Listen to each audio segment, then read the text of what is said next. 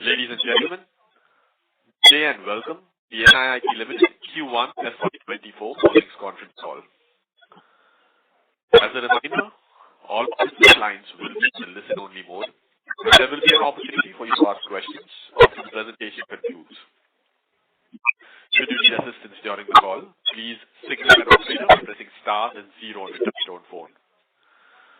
Please note that this conference is being recorded. I now hand the conference over to Mr. Vijay Thadani, Managing Director and Vice Chairman of NIIT Ltd. Thank you, and over to you, sir. Thank you. And good afternoon, ladies and gentlemen. Thank you very much for joining the call for a briefing on Q1 as well as the status of the demerger. I do know it's a very busy time for you, and for you to have spared this time for interaction with us, we truly appreciate and look forward to an exciting discussion. I'll just give a quick update on demerger, as well as I will say a little bit or give a quick brief on the quarterly results which have been available on the website. I will go through a quick brief, and then I think we'll spend some time in answering questions that you may have. So first of all, this is the first quarter after NIIT demerged from NLSL, and therefore it is only NIIT Ltd that I am sharing this call. I have with me Sapnesh Lalla, who was the CEO till 24th of May 23, after which he is the CEO of NIIT Learning Systems and continues to remain a very strong advisor and a member of NIIT Ltd board. So I will bank on his commentary in between whenever we require. I also have Mr. P. Rajendran, one of the co-founders, and the Joint Managing Director of NIIT Ltd. Joining us in a minute is Mr. Rajendra Singh Pawar, who is now the Executive Chairman of NIIT Ltd. So, NIIT Ltd on 28th of January 2022 approved the reorganization of NIIT's two distinctive business lines, the Corporate Learning Group and the Skills and Careers business, into two independent companies. I will not go through the rationale which we have discussed on a number of occasions. I will just take you through a bunch of dates which will be very necessary for those of you who are getting into NIIT Ltd for first time or want a reminder of some of these dates. So the plan was approved and announced on January 28, 2022, and the idea was in 18 months' time we should be able to list the company. The plan was that at the end of this demerger, every shareholder of NIIT will get one share of NLSL for every one share of NIIT that the person holds. The appointed date of splitting the balance sheets was April 1, 2022, and then we went through the process of NCLT and a bunch of permissions from MCA as well as postal ballot, etc., and meeting of creditors and various things, after which the order of NCLT came and the effective date of the merger was 24th of May 2023, on which day the assets of the two balance sheets and people were assigned to the independent companies, and that is what I referred to. So now was the CEO of the combined entity, became the CEO of NIIT Learning Systems and an Executive Director of NIIT Learning Systems, and continues to remain a non-executive director on NIIT Ltd. The record date on by which every shareholder of NIIT got an extra share of NLSL was 8th of June 2023, and the listing of NLSL stock on Bombay and National Stock Exchange, a very interesting and emotional moment for all of us, was on 8th of August 2023. So at the end of which, NIIT Learning Systems Limited, which is in the corporate learning business, which is in managed training services, learning outsourcing in Western markets predominantly, is running the business as NIIT MTS, while the skills and careers business, which is focused on India as well as emerging economies around India, is focused on talent transformation to equip the workforce to cope with the rapidly changing environment and enlarge its ambit to a wider range of industry sectors. So in NIIT Limited, right now there is a lot of work happening in stepping up innovation in immersive and hybrid models of learning. We did make some additions to our board of directors at the end of this reorganization, and while some of you are familiar with some of the independent directors we have, I particularly wanted to bring to your notice three important people. One is Avani Dabra, who was also the founding CEO of Tata Starbucks and currently a strategic advisor at Bain & Company. She's been with as an independent director for 10 years plus. Mr. Ravindra Babu Parikipati, who was the ex-chief technology officer of Flipkart and now an independent director with Axis Asset Management amongst others. And he comes with a rich background in using digital technology for conducting e-commerce as well as fintech businesses. And lately, we had Mr. Srikanth Velamakani, founder and CEO of Fractal AI, which is India's first unicorn in AI and a prominent provider of artificial intelligence solutions to Fortune 500 companies, who joined the board during last quarter itself. So, excited with the new journey that NIIT Limited has taken on. Undoubtedly, NIIT Limited is shrunk in size. That is because most of the legacy businesses that NIIT Limited was involved in have gone down during the COVID period and are now NIIT Limited is rising with new business models and new interesting ways of delivering training and getting students to join NIIT courses. And that process has just started. So, to make sure that this massive transformation exercise is handled appropriately while retaining the values and culture of the organization, while retaining the core competencies that the organization possesses, it was felt that the founders should roll up their sleeves and be back in action.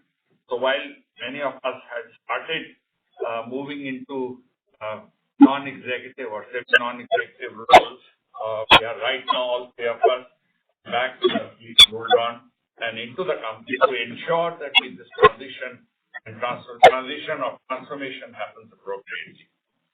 So, over the last 4 years, while NIIT has played a very important role in the technology sector, so we are told, where we have been pivotal in building talent for the IT industry for the nation. Today, with accelerating transformation across industries, of which we noticed a transformation about 10-15 years ago in banking, we have been very prominent and would say perhaps market leaders in BFSI training. Today, we are going further, marching further on that opportunity to recreate the impact that we created in technology and BFSI and looking at multiple sectors beyond technology and BFSI industries. With this backdrop, we know that the times have been quite challenged in the country, and more specifically since a large percentage of our business came from technology training and getting early career teachers onboarded onto IT services companies. We were severely affected in Q4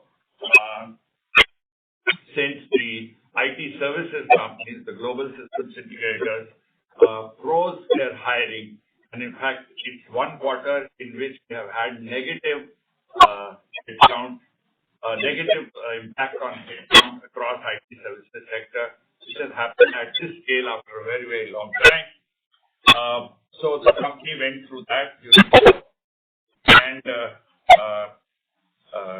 coped with it with the agility that was at the moment required by taking some corrective actions which have begun their results. And therefore, as we talk about quarter one, some of the effects of what those actions that we took are baked in. The numbers at numbers level, revenue was at 625 million rupees, which was up 4% quarter on quarter. I'm purposely not doing the year-on-year comparison because the year-on-year comparison is not very relevant in the current environment, given the fact that we got reset in a different orbit in the third and fourth quarter of last financial year. So we are looking at the recovery phase and therefore looking at how the quarter-on-quarter growth is working and how it pans out as we go forward. Just to give you color on the kind of revenue, the revenue from early career segment, and we have been talking about that. We service two segments, early career and working professionals. And on the other hand, in terms of sectors, we look at technology and BFSI. BFSI and others, there are some sales and service excellence which are also been that. So revenue from early careers was 330 million, which grew up 8% quarter on quarter. Contribution was 53% versus 51% last quarter. And that is an indicator of the fact that what had gone down has perhaps bottomed out, and we are now beginning to see a little bit of hiring taking place in this quarter. We felt it at the end of the quarter, and maybe it will increase as we go forward. In the workforce segment, while it contributed 295 million, which was flat quarter on quarter, but I think the mix of what we were doing has changed. The mix has definitely shifted to advanced technology programs where we made significant investments, and that's what allowed it to keep flat. And I think in future we will see benefit of growth coming out of the investment that we made. At the at the sector mix level, revenue from technology programs grew 6% and contributed 77% of the overall revenue. And BFSI and other programs, while they are remaining flat quarter on quarter, what is not visible is the significant movement and mandate that we received end of the last quarter, which will benefit us in coming quarters, and I'll talk about that as we go forward. Despite this challenging environment that quarter four and quarter three we had, we think we have arrested the decline in quarter one and arrested the decline that we witnessed in quarter four, very steep decline. I think we have arrested that, and this quarter on quarter growth is a testimony of the fact that we have been able to cope with that downturn in a fairly fast manner. This was driven by 3 or 4 important actions that we took. One was an increased outreach. Since the large GSIs were not hiring, we decided we will go to tier 2, tier 3 global systems integrators, and we increased this outreach, which helped us get new logos at a lower volume, but a larger number of new logos were added. The second was BFSI trust, which we saw the beginnings of, led us to collecting some very strong mandates, which give us a very strong revenue in the coming 3 to 4 quarters. These mandates will run for 12 to 15 to 18 months. The third was we went to our key customers and we said, how can we increase our wallet share? And we did succeed in a few cases and made significant breakthroughs there. And lastly, the strong traction that we saw in advanced technology programs in areas such as artificial intelligence, AI, generative AI, the digital architect program where we have kind of created a thought leadership position, engineering R&D, which is an emerging field and fast-growing field in the country, and cybersecurity amongst others, which have been very interesting programs for working professionals. During this quarter, RPS also went through a similar journey and has been on a recovery phase, and we got, in addition to everything else, got a strong recognition from three of our major OEM partners, Microsoft, where we have been rated as one amongst the top 3 professors in the world. AWS, again, for our customer obsession initiative, and Red Hat, where we are one amongst the 3 premium partners in the country. We also implemented some very strong cost control measures, which resulted in bringing down our negative EBITDA from 95 million to 64 million. What is not stated is that this is undergoing transformation and is in an investment cycle.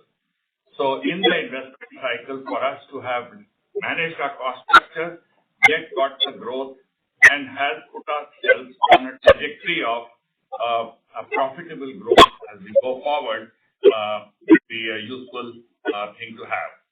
And in this, through these initiatives, we expect a strong ramp up in quarter 2.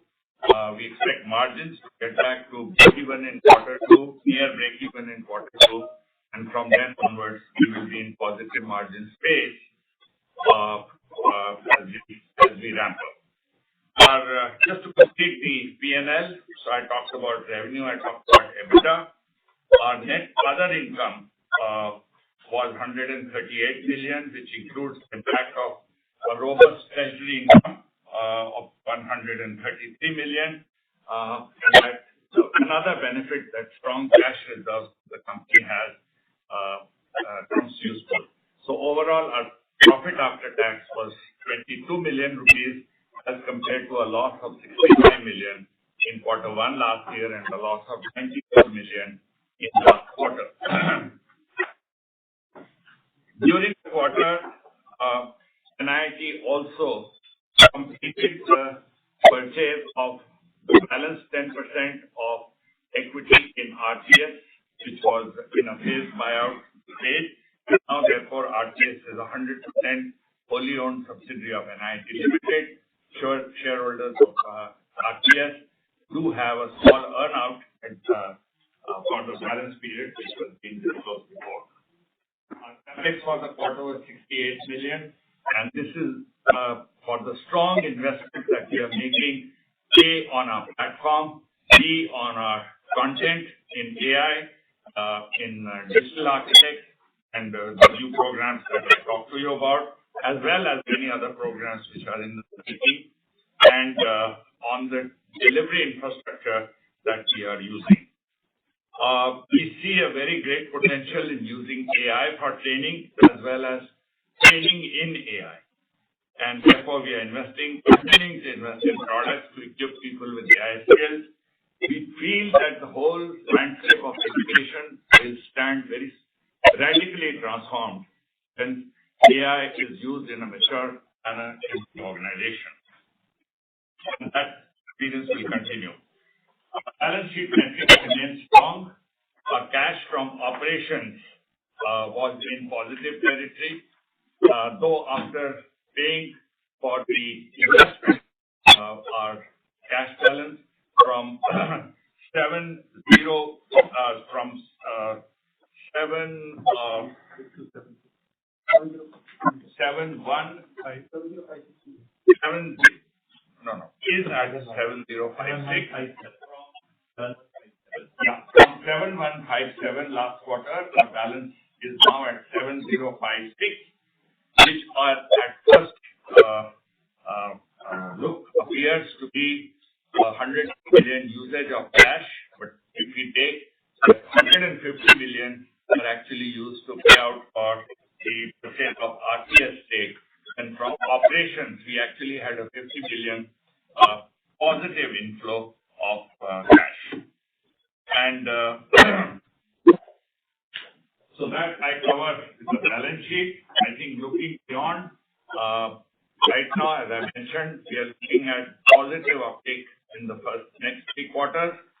On the back of strong mandate that we have received, the new advanced technology programs that we have created, the BFSI tailwind that we are noticing, and the return of onboarding and advanced technology programs in our GCCs and GSI customer segments. So with these, we do see that we should see robust quarter-on-quarter growth for the balance part of the year, so that we remain in a positive growth trajectory. Despite a few setbacks in the last 2 quarters, we will be in a positive growth trajectory of 4%-8%, and also will have positive EBITDA margin at the end of the year. I'll stop here right now and open it for Q&A, and I'm sure we will discover more areas that we need to discuss as we say.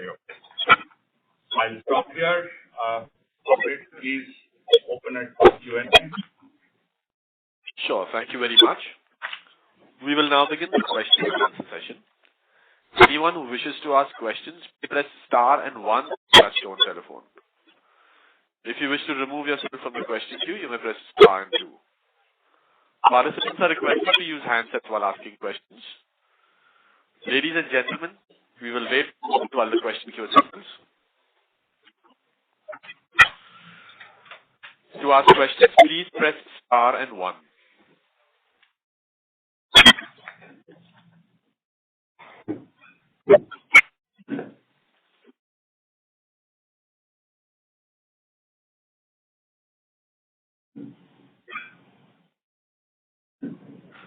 First question is from the line of Kirill from Credit Suisse. Please go ahead.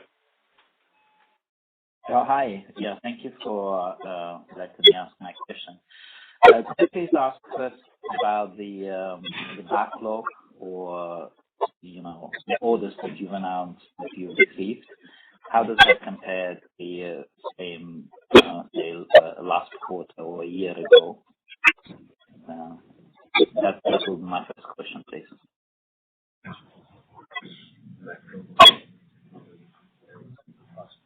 Yeah. I think your question is, how is our backlog of orders compared to the same time last year? So last year, we had a very solid... sorry, did I miss out something? Okay. So last year, in this quarter, it was one of our peak quarters of performance last year, given that we had a full order book available from the orders that we had received in the previous 2 quarters.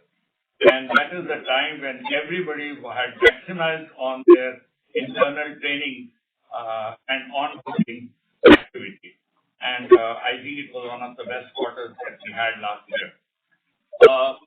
Compared to that, in this quarter, we nearly started with a very low order book. And therefore, we had guided also accordingly that it will take us time, though we were seeing a small pipeline. But when we have ended the quarter, I think we have added with a decent size order book. So last year's same quarter, we started with a high order book. We ended with a lower order book. This year, we started with a very low order book, but we have closed on a very high order today. Now, in our case, very much like in the outsourcing space, you have revenue visibility based on performance. In this case, we work on the basis of mandates. And next quarter onwards, we will start declaring that as an important mandated revenue that we expect from our clients. But right now, to tell you in very simple words, I think we have mandates for training about 27,000 students, and that will result in a revenue of nearly 1.1 billion rupees. So that's approximately the mandate that we have as we speak. The meaning of the word mandate is that this is what customers have said they would like to train from us in writing at fee per student, which is based in that contract. I don't know whether this answers the question. You can finish. In addition, we have run rate contracts which continue to progress on a month-on-month and quarter-on-quarter basis. There also we have seen a small uptick as our wallet share has gone up. Does that answer your question? Thank you. Yeah, that's exactly what I was. Sorry, that's exactly what I was asking in terms of these 27,000 professionals and 1 billion rupee revenue. How good is that in comparison? If you could give any comparison with respect to the past, or perhaps how much revenue growth that would give you in the future. Sapnesh, his question is how does it compare? I think the comparison is rather stark, as Vijay was pointing out. When we entered Q1 last year, we had entered with a strong order book, but we ended with a very, very weak order book. As we entered this quarter, we entered with a very weak order book. It was negligible other than run rate business that we were doing. These mandates, we have an order book that is significantly better and a stark contrast as compared to the order book that we ended with in the same period last year. It is also significantly better than what we ended in the previous quarter.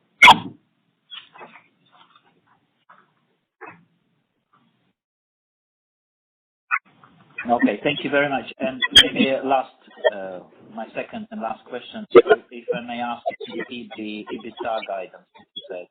I understand you saying you will be positive at the end of the year. Did you say something specifically about next quarter? Thank you. Okay. Next quarter, we would be at EBITDA breakeven. And by end of the year, on a cumulative basis, between all 4 quarters together, we would be in positive EBITDA region.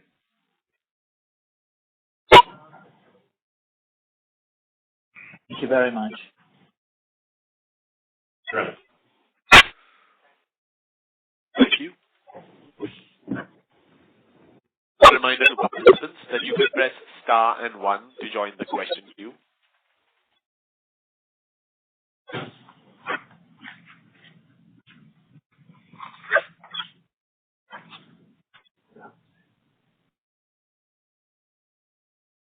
Ladies and gentlemen, if you wish to ask questions, please press star and 1 at this time. So while I think people are thinking through their questions, we are very excited about the way AI is getting used and AI presents opportunities in training workforces. So I'll request Sapnesh to take us through that because this is an initiative that he launched and he is also very excited about it. So while you guys are thinking of your questions, we can talk through this. Thanks, Vijay.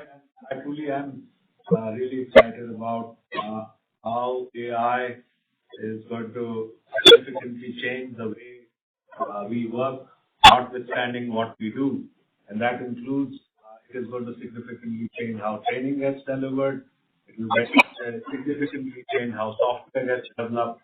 It is going to significantly change how customers get customer service. So it's going to disrupt, significantly change how people do their jobs. And I think that represents a very significant opportunity for us from 2 different dimensions. on one side, we can significantly improve how training gets done, and we can become significantly more ambitious in ensuring that we achieve outcomes at a pace that is faster than what we can achieve today, and at an extent that's significantly lower than what we are able to achieve today. So, from the point of view of efficiency and effectiveness, it is going to impact positively training gets delivered. It will also impact it positively in terms of how ambitious can you be and how experiential can you be in terms of delivering training. But on the other side, if you think of how people would do their jobs, it is going to be remarkably different. And what that is likely to do is it's likely to require people to be very significantly reskilled and upskilled. It's almost like when horse carts went away and cars came onto the scene. People didn't need horses anymore. People didn't need buggies anymore, but they needed to learn how to drive motor cars to go from point A to point B. And if you did not know how to drive a motor car, I'm getting from point A to point B. And that's what's likely to happen over the next few years in pretty much any job. I think that will create an opportunity for most employers to want to reskill and upskill their employees so that they can take advantage of AI and become significantly more productive and can do the job at a much higher level of quality.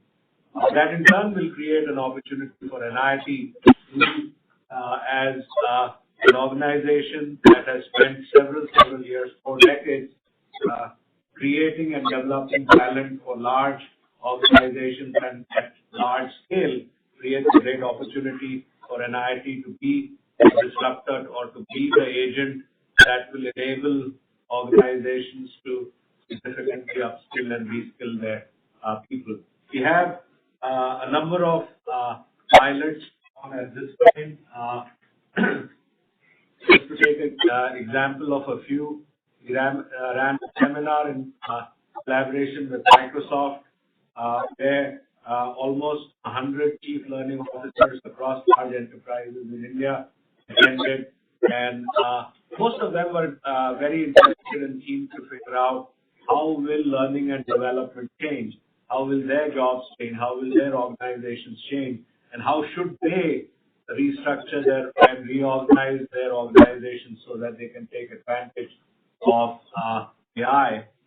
On a slightly different dimension, we ran short programs that were designed to equip key folks in different parts of GSI and a GCC and help them figure out how they could take advantage of AI in how software gets developed or applications get deployed. And again, on this area, we got very strong participation and a lot of traction, and more organizations want to learn how they can embrace AI and how can they take advantage of these technologies and put it in practice. We expect that we will continue to see significant rise in our activity around AI in the second quarter with material contribution from a commercial perspective as we get towards the end of the year. Thanks, Sapnesh. Are there any questions now out of this or whatever we discussed so far? Sure. Next question is from the line of Sabir Kasani from ICICI Prudential Asset Management. Please go ahead. Hey, thanks for giving me the opportunity. Just one thing, if you can you just bifurcate to what level or what portion of our business will be coming from captives? Because we're seeing maybe if you just give it in an overall level or in IT sector, which is 20% of our revenues.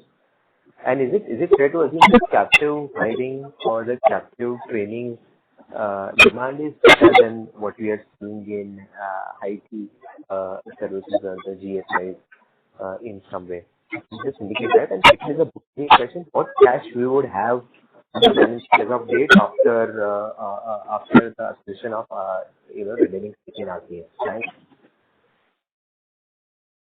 I can answer the second one first. I'll answer 3 questions. First one, and Samir, correct me if I'm wrong. First one you asked was what portion of revenue comes from GCCs? Yes, correct. Have you seen a demand from GCCs, and can you compare that to GSIs? And third was, what is the cash balance after the purchase of stake in RPS? Correct. That was 7056 million, since we just used that number short while ago. And that was about 100 million less than the previous quarter. We paid 150 million for balance part of RPS. Therefore, on an operational basis, we were cash positive last quarter with 50 million plus. Understood. 700 crores roughly, 705 crores. All right, thanks. That's correct. I can attempt to answer the first 2 questions. Typically, again, I use this word carefully. Typically, in reasonable times when GSIs are hiring and so are GCCs, captives as you described them, the split between GSIs and GCCs for us is about 55-45 in favor of GSIs. The nature of our business with GSIs is highly weighted towards early careers, where we do a lot of onboarding or boot camps for folks who are straight out of college who are joining GSIs, and they want to make sure that they get promoted such that they can become productive very quickly. So that's the nature of what we do with GSIs. With GCCs, the nature of work that we do is more geared towards upskilling and reskilling their existing employees, so predominantly working professionals. Again, predominant. Now, as GSIs have significantly lowered their fresher hiring this year, a large part of what we are doing for GSIs is predominantly upskilling and reskilling. So the overall business with GSIs has gone down, and consequently, most of what we are doing for them is upskilling and reskilling, and we continue to do upskilling and reskilling for GCCs. Given this phenomena, at this point in time, the split across GSIs and GCCs has switched. So instead of 55-45, it's now closer to 55 for GCCs and 45 for GSIs. Understood. And yeah, it does. And is this 55, 45? GSIs have also added a little bit. So just one thing. GSIs have also added. Okay, got it. Sorry. Please go ahead. I think this 55-45 is for only tech technology or overall level, at a company level, or is it only for tech as a which is like 77% of the revenue? No, it's for the tech sector in terms of what we do for GSIs and GCCs. So reported what we did for GSIs and GCCs and called that 100. Today we are doing about 50 and for GSIs, and the predominant amount of work or type of work we do for GSIs and GCCs is tech. Understood. Also, one thing, strategy level, are we thinking of replicating or diversifying away from tech as a sector? Are we looking to enter newer factors in our business or replicating what we have done in NIIT MTS here in this company as well? If you can share some light. Thanks. Yeah. So, the India and emerging markets, the typical method which companies adopt to use the services of NIIT are for either training their new workforce which is joining, which could be experienced or could be fresher, and make sure that they get onboarded appropriately in the company. And this is typically in the form of boot camps. The idea is for them to be ready to be day one, R1 ready. In contrast to that, NIIT MTS works predominantly with user organizations who use technology. It can be a technology organization also who uses NIIT for their internal as well as customer training. But here the focus is how does the spend that they make on training and development can that be deployed more efficiently and that be delivered with higher degree of effectiveness. So that is a learning outsourcing kind of a business model, whereas in India, with organizations and individuals, it is a project-based model. In the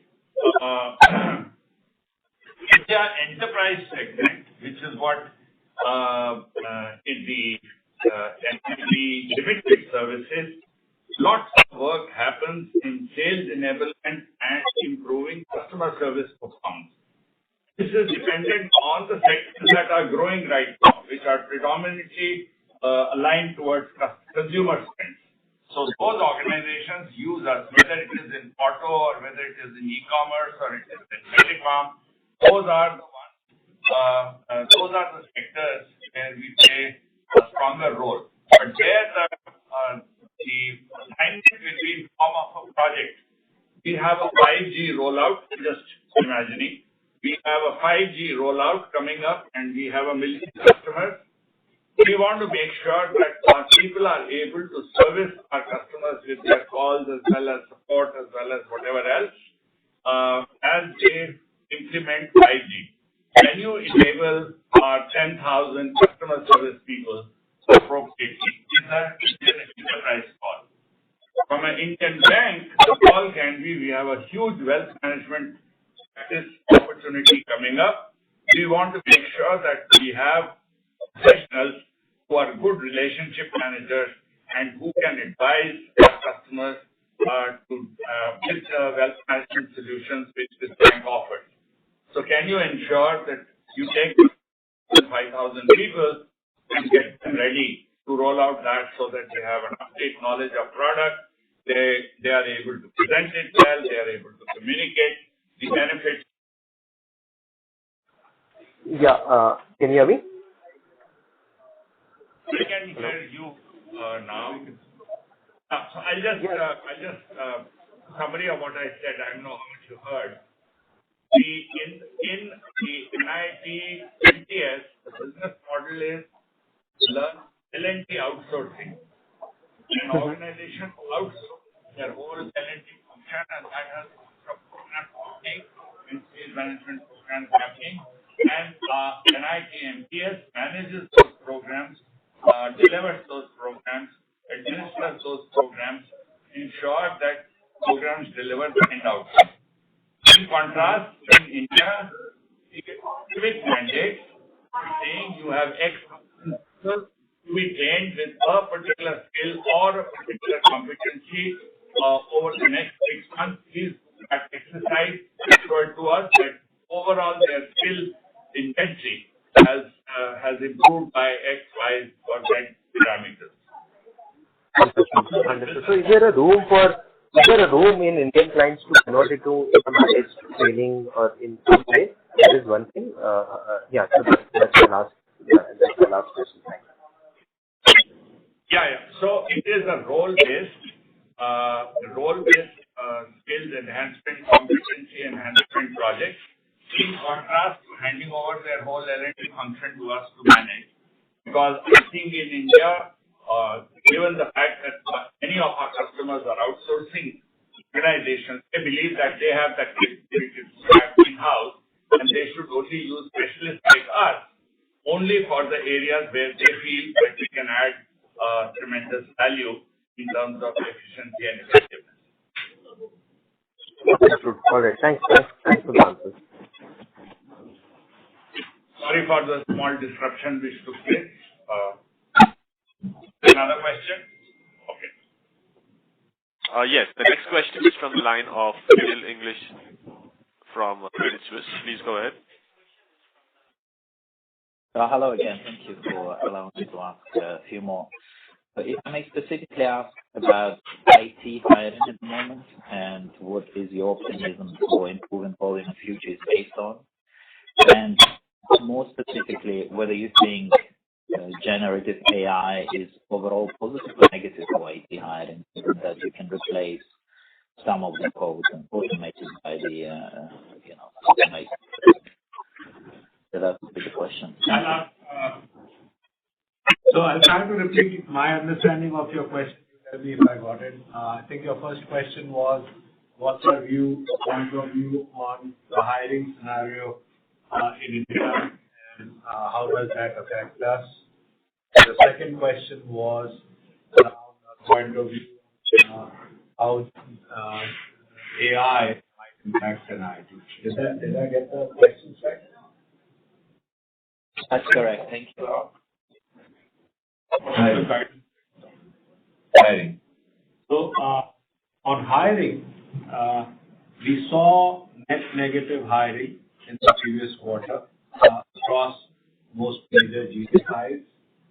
Our point of view is that over the period of this fiscal year, specifically in the second half, some of the hiring might restart, but not at the same pace or volume as it happened last year.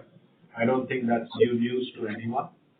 We do see significant hiring at this point in time. The BFSI sector, as banks are in a race to expand their retail banking networks, and we're starting to benefit from that. In terms of its impact to us, in the outlook that Vijay provided, we have considered hiring to remain robust for banks, and we have significant mandates from them to train people they hire. And with respect to GSI specifically, we have not assumed very significant hiring to resume at GSIs. What we do notice is that tier 2 GSIs who have now become our customers by way of significant outreach in Q1 are hiring in small numbers at this time, not anywhere close to how much the tier 1 GSIs offer hire, but they are hiring. The second question was on how AI might impact hiring or how it might impact us.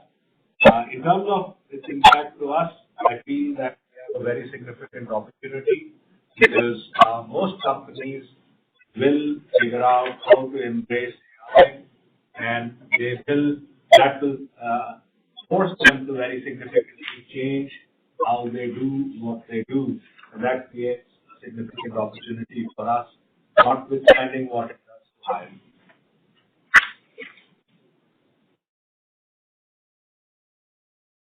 Did that answer your question?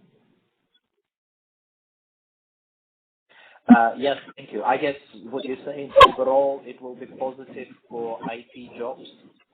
Overall, the second part about AI.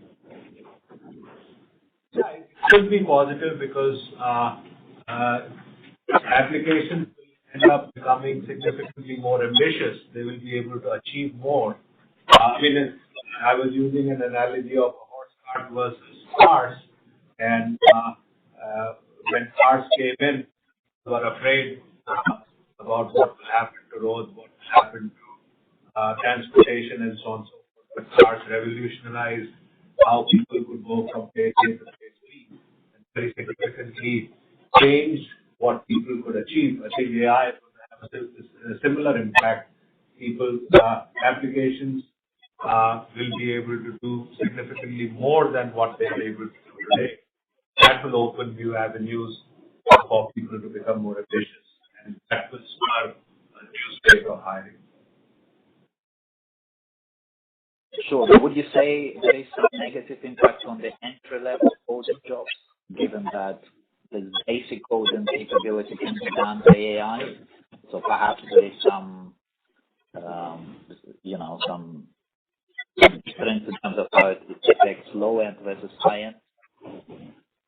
I doubt it very much. I think the job that an entry-level person was doing will not be needed, but they will be able to do jobs that are significantly more ambitious because they have tools that are significantly more powerful. I'll give you another example. I don't know if you've ever worked at home with a nail gun. Imagine that you're used to hammering nails with a hammer, good old hammer, and it takes an hour to maybe hammer 12 nails. Now, if somebody gave you a nail gun, it might take 5 minutes to nail 12 nails. Now, does that mean we will need fewer people to train? My feeling is that more people will do more roofing, more houses will come up because it's become more efficient to build or to construct. So, my point is that as the tools improve, the people who use tools become more ambitious in what they can accomplish, and the people who are going to use finished products have a higher expectation of what they want to expect from products. 30 years ago, what you are able to get in applications on your phone, we didn't expect it. Now that it's possible, we expect a lot more. Has that resulted into, entry-level people not being able to create apps? No.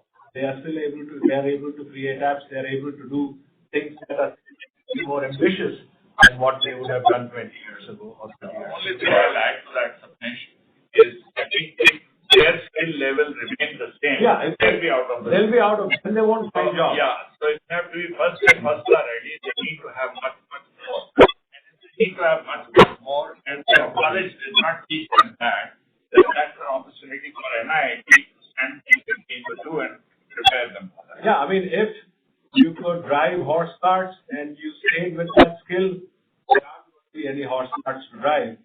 So you're going to be soon out of business. But if you figured out how to drive motor cars and you came to NIIT to learn that, there will be a great opportunity for you as well as for NIIT.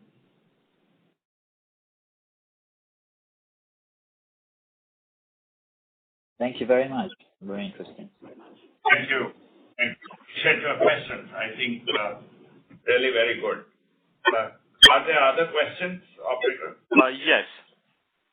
The next question is from the line of Ganesh Shetty, who's an individual investor. Please go ahead. Thank you for the opportunity, sir. Just one question.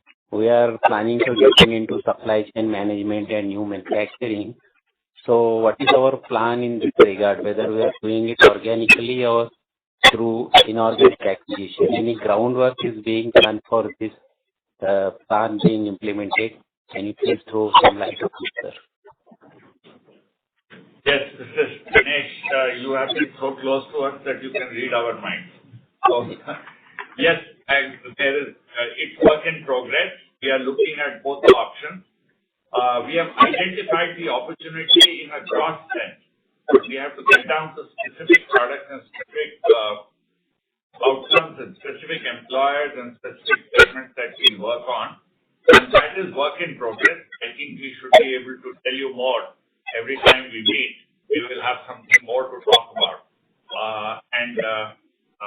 It will be safe to assume that I think in the next 1 or 2 quarters, we get very high degree of clarity on how we want to proceed.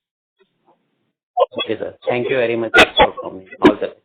And I should mention that we have a war chest available, so it will be a take versus buy decision, and whatever gives us the agility to move faster in the market is what we would like to work with. Thank you. Thank you. The next question is from the line of Shraddha from Amsec. Please go ahead.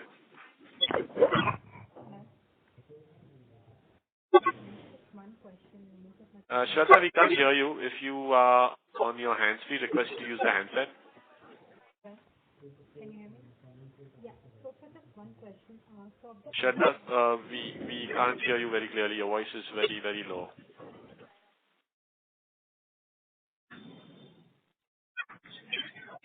Can you hear me now? Yeah. So of the 20. We can understand that you are on the other side, but we can't make out what you are saying. It's very clear. I don't know. I tried to speak on phone. Yeah, much better. Yeah, much better. Yeah. There's contact. Yeah. Yeah. So just one question. Of the 27,000, employees that you're looking to train, so the money will be given out to the corporate, or the employee will be shelving out money from his pocket for this training? So these are direct mandates which the corporates have given to us for people that we are hiring whom they would like us to train, whether internally already hired or the fresh hires that they will do. Okay. This So is it not could a be TPAS model. This is not a TPAS-based model. Okay. Got it. And so the other question is, would you like to throw some light on where do you see now this India business from a 5-year perspective, given that you're now talking of some acceleration in growth rates in the second half? So any directional sense from a medium-term perspective, what is our stance on this business growth? So I missed this part of the question, but I wanted to correct myself. I would say about 80% of what I mentioned to you, 27,000, let us look at the numbers again. They are direct corporate mandates. 20% are TPAS kind of an arrangement. Where we are also involved in.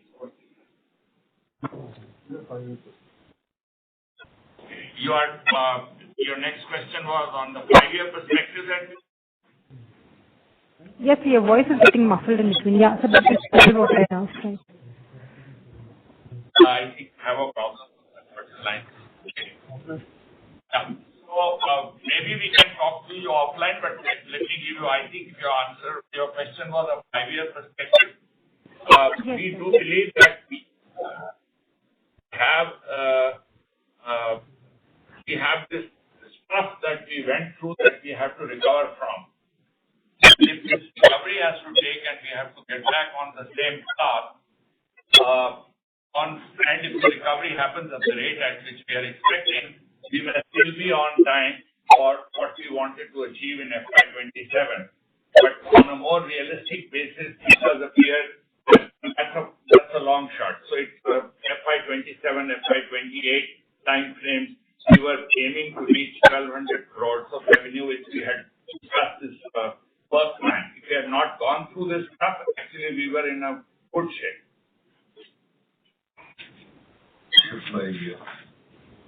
Okay, got it. Yeah, thank you. Yes, sir. Thank you. Peter, I think we have a problem with the audio quality today, and we are also out of time. Yes, actually that was the last question. Thank you. Okay. I'm sorry, one just came up. It's from Akshay Jogani from Exponent Tribe. Hi, am I audible? Yeah. Excellent. Thank you. Thank you for the opportunity. Can you help us understand steady state economics of the business? How should they look like over time as the business scales to a more reasonable size? Business economics over time, if that is your question. We do want to make it a 15 to 20% margin business.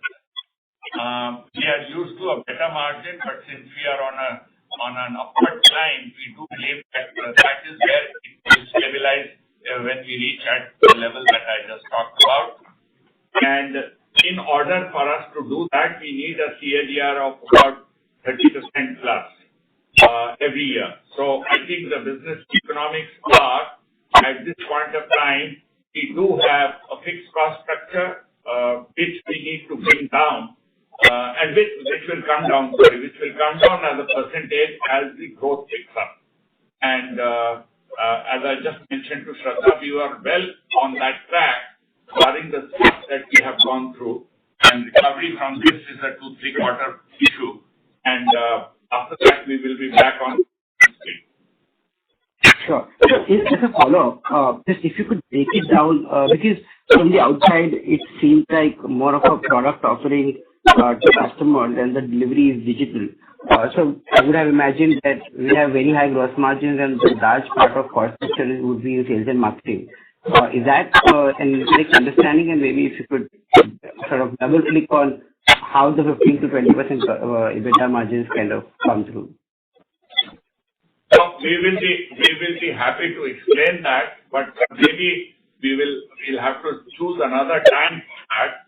So next week we are in Mumbai for some conferences. I'm not sure about my program, but my colleagues are, and I think they can help us walk you through. A couple of you want to just set up a meeting and explain, and once we have discussed that, we can then give it to everybody as well. Certainly. I reach out to the investor relations and for the conversation. That's right. Thank you very much.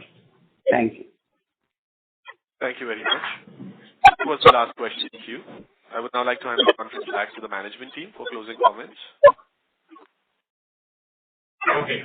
So, thank you very much everyone for joining us. I apologize for the quality of audio today. That was definitely a distraction, and we did have difficulty finding you, and I'm sure the same happened on your side. But we'll definitely make sure we have a better quality call next time we speak. We normally don't have these issues, but today we do. I look forward to further interactions with you because the questions were becoming interesting. We did start sluggish in a sluggish manner, but over a period of time, I think we did made it to interesting discussion. This is the time in the transformation phase where every idea has a very strong value. So we truly appreciate your contributing today to the idea bank through your questions. We look forward to our further conversations with you. With that, I would like to bring this call to a close, and thank you very much. Thank you very much. On behalf of NIIT Ltd, that concludes the conference. Thank you for joining us. You may now disconnect your lines.